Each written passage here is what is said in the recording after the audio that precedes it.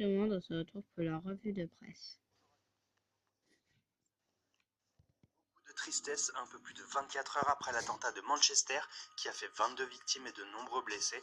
Dans ces conditions difficiles de parler foot à quelques heures de la finale de la Ligue Europa entre l'Ajax Amsterdam et Manchester United justement, alors les tabloïds et notamment le Sun préfèrent mettre à l'honneur les mots de José Mourinho. Nous ne pouvons pas sortir de nos esprits et de nos cœurs les victimes et leurs familles, mais je sais que le peuple de Manchester en ressortira uni. Du côté de l'Espagne, le sport a repris ses droits et Marca évoque le dossier brûlant de ces derniers jours, l'avenir d'Antoine Griezmann, alors que l'attaquant français a laissé entendre à plusieurs reprises qu'il envisageait de quitter l'Atlético pour viser un club plus ambitieux.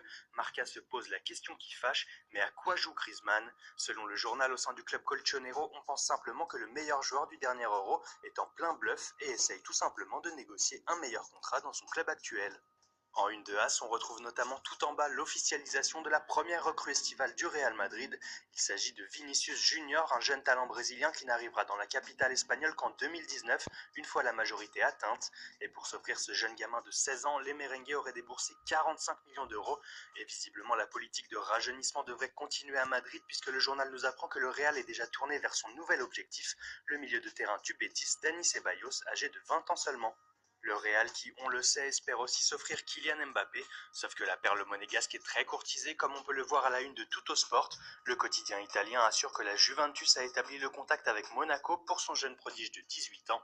Et le moins que l'on puisse dire, c'est que la vieille dame aime la SM puisque Bakayoko, Fabinho et Lemar seraient aussi sur les tablettes des Bianconeri. À noter aussi sur cette une qu'Angel Di Maria serait l'une des cibles prioritaires de l'Inter Milan, qui vient de trouver son nouveau coach en la personne de Luciano Spalletti. Di Maria, apparemment décidé à quitter Paris, ne devrait d'ailleurs pas avoir de problème à trouver un nouveau point de chute. En plus de l'Inter, la Juventus serait sur le coup, à en croire le Corriere dello Sport. La Juve décidément très inspirée sur ce mercato puisque le journal croit savoir qu'elle souhaiterait offrir un dernier contrat à Andrés Iniesta et compterait piller deux talents du Bayern Munich, Douglas Costa et Renato Sanchez. Allez, on termine en Turquie où la presse s'enflamme sur le dossier Mathieu Valbuena.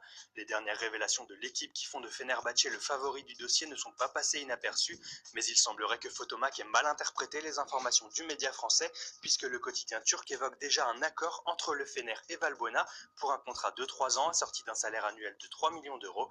Le journal qui ajoute que l'OL se satisferait d'un chèque de 2 millions d'euros pour laisser partir son milieu offensif. Voilà, c'est tout pour aujourd'hui. Très bonne journée à tous sur Foot Mercato et rendez-vous demain pour un nouveau tour d'horizon de la presse sportive. Je vais dire merci à Foot Mercato et au revoir.